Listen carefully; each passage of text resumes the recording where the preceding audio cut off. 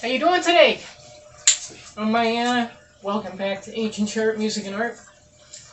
I had something happen to me yesterday that I thought would be good to talk about. I don't like to tell people what to do here. I just talk about, what I've done, you know. And I had a bit of an anxiety attack. It was the first one in quite a while.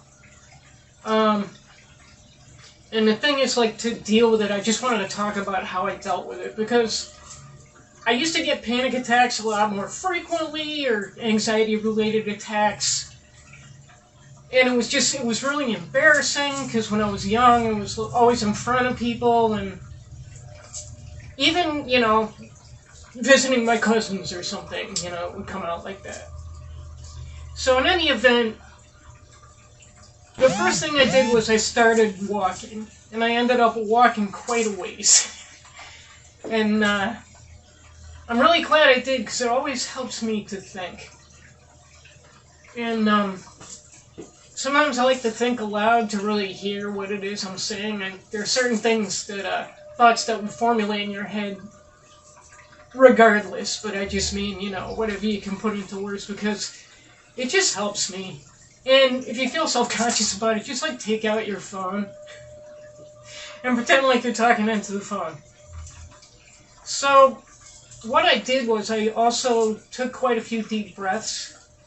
Nothing too dramatic, just, goes hand in hand with the exercise anyway. And I have a way of talking myself down in steps. You know what I mean? It's okay, why am I anxious? Well, it could be any myriad of things. It could be something as crucial as how you're going to make a living, to something like, oh, I forgot my earrings, and now I look like this. I saw someone have a panic attack over that in college. Alright, anyways, back to the main thing. Why am I anxious? And I address the issue. And I breathe a little more, and I think about it intently. And then the details start to come in the next step. Why is it I'm so anxious, Well, it's because of blah, blah, blah. And then it starts breaking down further, details of what you realize is making you anxious. Or me. And then the next thing I do is I just go through a small list of things in my head. Well, I can do this. I could talk to this person. I could maybe read this, that kind of thing. And at that point, I start walking faster and doing more of the power walk thing. But I'm always able to get myself out of this with the step-by-step thinking. And also, they talk about the emotional ladder. No matter what it is I'm trying to do, being negative about it has never helped. Never. In fact, it really pushes all the good opportunities away from me if I'm drunk and I do that. So, in any event, I was able to chill out. I picked something from my list of things that I could do to solve the problem, and without going into too much detail, I just asked somebody. And it was the best thing I could have done, because this alcoholic, she's very critical of herself at times, and I think a lot of it is due to the fact that, you get what you want in an instant when you want that buzz. It's just no work, no nothing, and all of a sudden you're there, and other things that take me time to work out is something that I've had to get used to. I've had varying sober periods in my life, but not lately. It's been years at this point, so it's really good. But, like I said, I'm not going to go into what it was or anything, but all I had to do was ask somebody, can you help me with this? It wasn't even a thought, really. They were just yeah, sure. And I put myself through all of this stuff with shame, guilt, worry, and fear.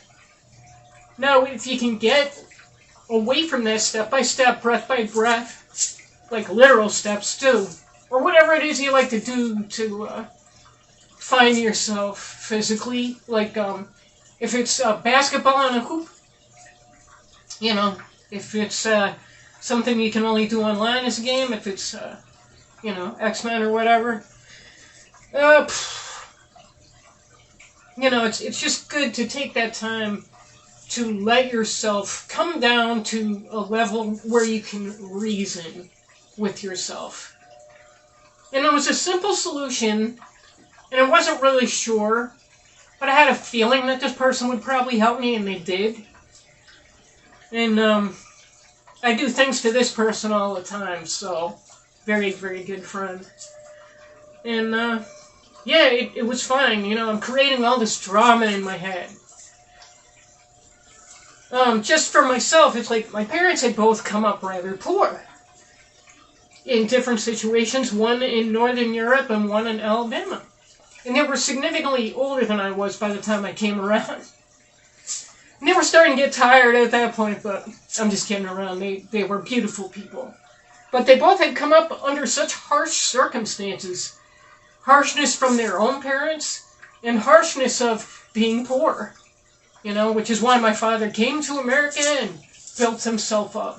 Because he, you know, I've talked to other people, younger people, older people, about what it is that made him come here, and they all have the same answer: opportunity.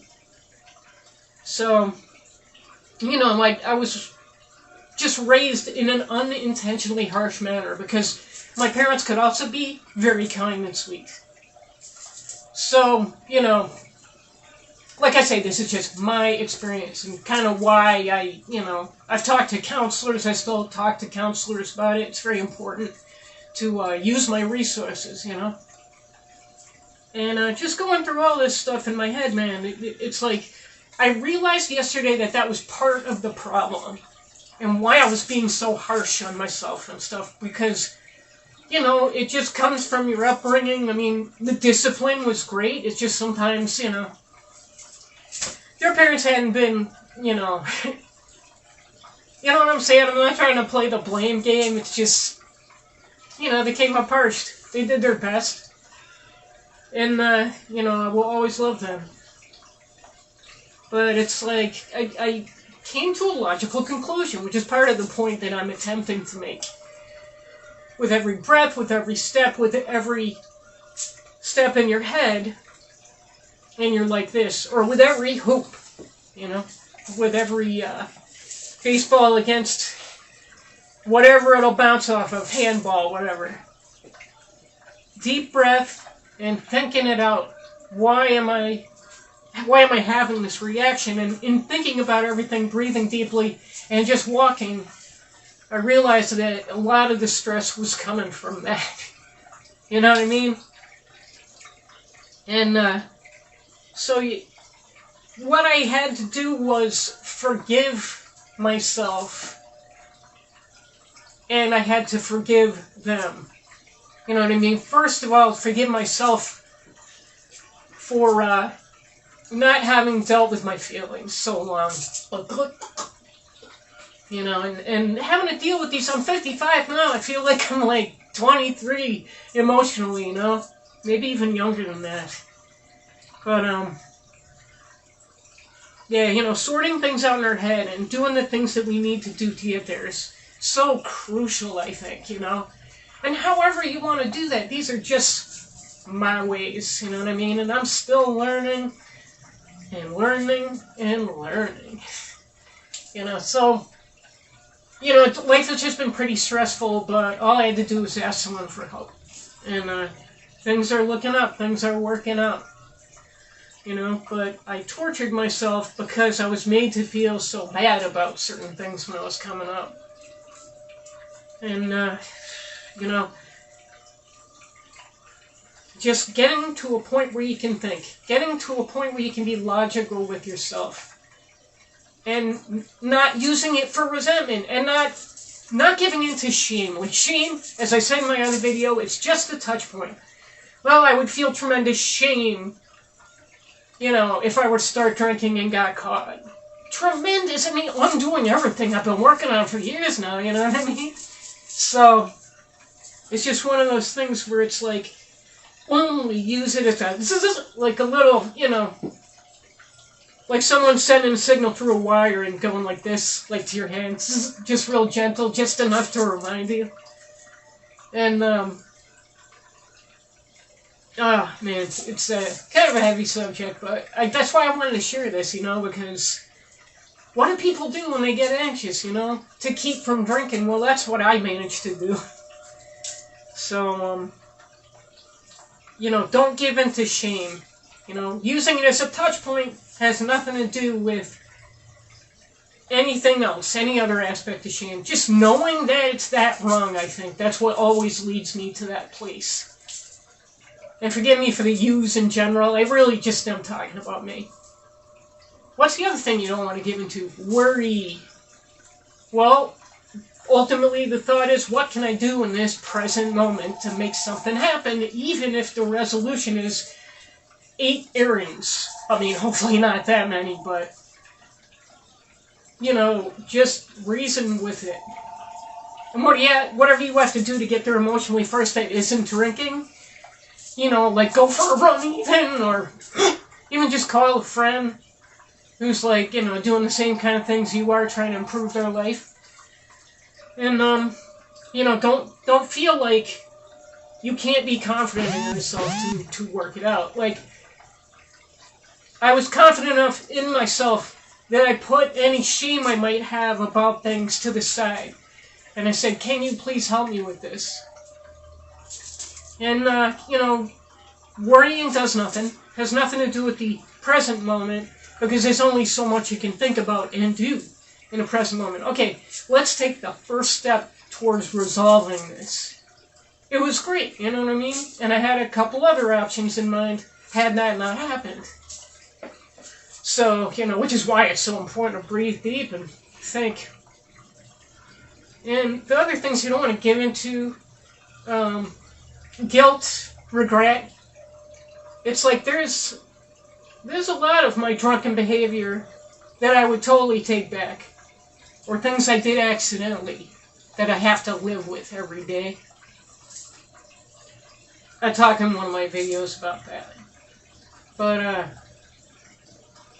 yes, I am ashamed of that behavior. Yes, I worry about how to stay away from alcohol. And, I have guilt and regret over some of the damage I've caused, because it's just, something that would never happen had I not been so caught. And, just making a fool of myself, in college and high school a little bit, beyond that, and just being a party animal for a while. It's like, you just don't think. And, I'm talking to someone and something comes out wrong and they're looking at me like, so that's that kind of stuff. Once again, shame is only used as a touch point. I can't stress that enough. I know I repeat myself. But as long as the message gets in there. Finding a way to deal with it without drinking. That's always first and foremost. Because drinking's just not an option, man. Especially when you have the touch points of guilt, regret, and shame as touch points only. And, just take it easy on myself a little bit instead of being like, thoughts building up like... And it still happens. I've just gotten a lot better at eliminating it through the techniques I already mentioned. And, but some of that shame starts coming back. Well, if I hadn't drunk so much... If I had dealt with my feelings and I could be like a normal adult and yada, yada, yada, that's not going to help anything. It has absolutely nothing to do with what you can do from this point forward. To make yourself a success. Myself a success, really. And, because we're used to that instant gratification, make me feel better. I have found ways of doing that without instant gratification taking place in the form of booze. And as I mentioned before, step by step, that goes for the things that we're trying to do anyway. The things that we want to become. The things that would be so happy that I turned my life around for, because already so many small miracles have taken place, you know what I mean? And, just allowing myself to be positive about what can I do now. That takes away fear, worry, guilt, and regret, and shame, and all that. It does, because you realize what you have in this moment. And it's nothing that I can do about things that I've done before, or how I became a, social misfit from never dealing with my feelings, or having to drink to be around people because of social anxiety, which I still have. I have different ways of dealing with that now, too. And I'll talk about social anxiety in another video, but I really just wanted to be open and honest about something that I feel like, might lead a person who's about to drink when they really know that deep down inside they don't wanna. I figured maybe I could send this out there as, and that way I didn't feel like shit for nothing. Which is the whole point of the videos I'm making on this topic. So, thank you so much for checking it out. I really love and appreciate you. I've gotten some really sweet responses, and thank you so much for that. Alright, so I hope you have a wonderful day. And don't be afraid to reach out to someone for help.